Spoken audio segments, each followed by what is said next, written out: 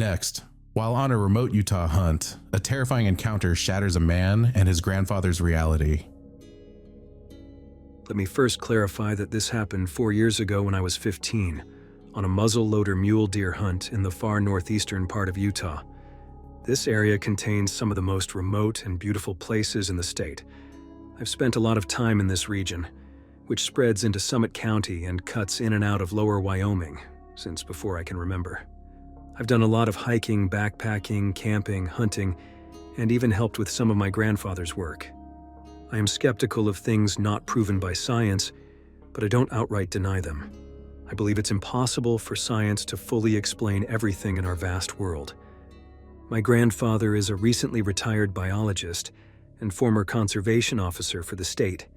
He was a regional specialist overseeing wildlife and habitat management for many years. He's done everything from running habitat management programs, such as controlled burns, to literally wrangling moose for relocation and darting black bears. He has spent his life studying mountain lions, bears, birds, small mammals, ruminants, plants, and natural phenomena. He understands so much more than most people, including myself, could ever imagine. He is scientific, honest, straightforward, and level-headed. He is agnostic and not superstitious, often teasing, lovingly and respectfully, a certain conservation officer who believes in Bigfoot, skinwalkers, and other cryptids. Other than this experience, he has never encountered an animal he couldn't at least partially identify. Aside from the natural fear of being close to a bear, a belligerent drunk hunter, or dangerously potent tranquilizer medication, he has told me he's never been truly terrified of an animal, only curious or surprised. It was late September, and we were at a small camp by a lake in the high Uinta Mountains, hunting both grouse and mule deer with muzzleloaders. The camp consisted of both men and women that my grandfather had worked with over the years as a supervisor, biologist, and conservation officer. These were people I grew up around. One of the women, a new wife to one of the hunters, had shot a buck but only wounded it. She lost track of it and was devastated at the thought of wasting the animal.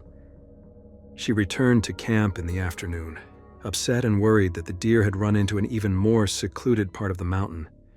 It was a difficult-to-reach area with lots of deadfall and steep terrain, but my grandfather was familiar with it. We volunteered to go search for the deer that evening, following the scant blood trail she had marked with bright orange pieces of cloth. She had tracked it for a while before getting too fatigued and intimidated by the rough terrain. Since both my grandfather and I were in good shape, and he knew the area well, it didn't seem like a big deal. Before we left, she mentioned hearing what she assumed were coyotes, which made her even more worried that if the deer had died, the meat and hide would be ruined before she could harvest it. We set off in the early evening, expecting to be back within an hour or two. We had our guns with us in case we found the deer still alive, or came across another buck worth harvesting. The hike was slow and tedious due to the steep terrain and fallen trees. After about 20 minutes of following the blood trail, it became difficult to track. The sun was setting and we knew we had to turn back soon since getting out would take just as long as getting in.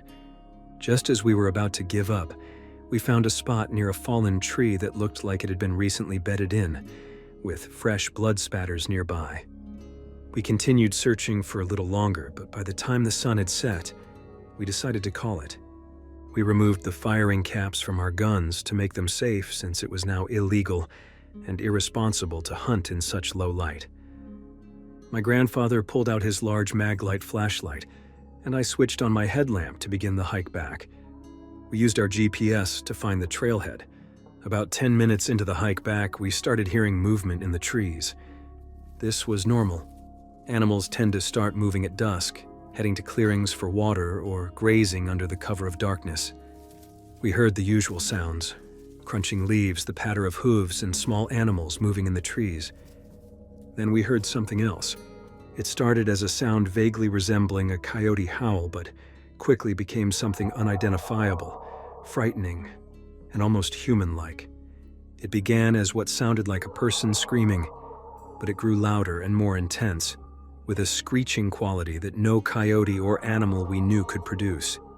Then came an almost chittering sound between the shrieks, and the movement in the trees became calculated, almost threatening. We froze. My grandfather swept the flashlight around looking for the source of the sound. I was terrified, but he, on the other hand, seemed more perplexed than afraid, curious and baffled. The sound was human-like, but there were no words, no distress call, no indication that it was just someone messing with us. After a while it stopped and we cautiously continued, but something felt off. The natural sounds of the forest had gone silent. I focused on the sound of my boots crunching through the dry aspen leaves, trying to convince myself it was just a coyote with a deformed larynx.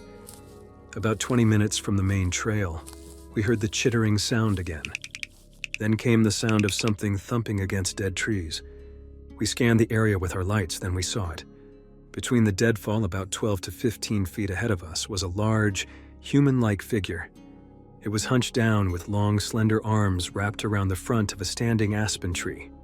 The aspen's pale white bark contrasted sharply with the creature's skin, which was just as pale. I caught a very brief glimpse of its face. It seemed round, with sunken eyes that reflected the light from my headlamp. Its face was gaunt, almost emaciated. I saw no fur or hair. It never seemed to look directly at me, more at my grandfather, as if confused or curious. I squeezed my eyes shut, trying to imagine myself safe in the truck. My grandfather took a few stumbling steps backward. The thing suddenly moved fast, with purpose, off to the side, then behind us. I can only assume that's where it went, but I desperately hoped it was heading in the opposite direction. My grandfather turned as if to follow it, but stopped. He looked at me, and I had never seen him so confused, baffled, horrified, and awed all at once. I was crying, ugly crying, trying to muffle my shaky breaths. I kept asking, "What was that?" over and over. He had no answer. He pulled his gun off his shoulder, put a cap back on the igniter, and carried it in his arms, ready to fire. He handed me another headlamp for extra light. As we walked, he started muttering to himself, listing things it wasn't. Couldn't have been a deer or elk or moose, it had arms. It was hunched and it stood upright. A bear, a very sick bear. Could it have been the light playing tricks?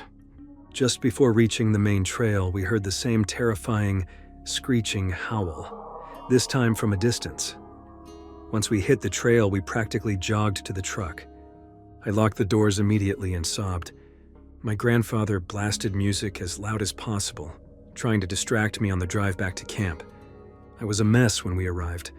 He got me settled in my sleeping bag before going to talk with the others by the fire. I don't know exactly what he told them, but the next day everyone was extra kind to me, reassuring me that it was probably just a sick animal that looked scary in the dark. The deer was found the next day, heavily scavenged, probably by coyotes. To this day, my grandfather has no idea what we saw, nor what made that sound. I've heard countless animal calls since then. Nothing even comes close to what we heard that night. The scientist in me and in him wants to believe it was just a sick animal in poor light. But I still have no idea what it was, and I hope I never experience it again. Anybody have any ideas what this was?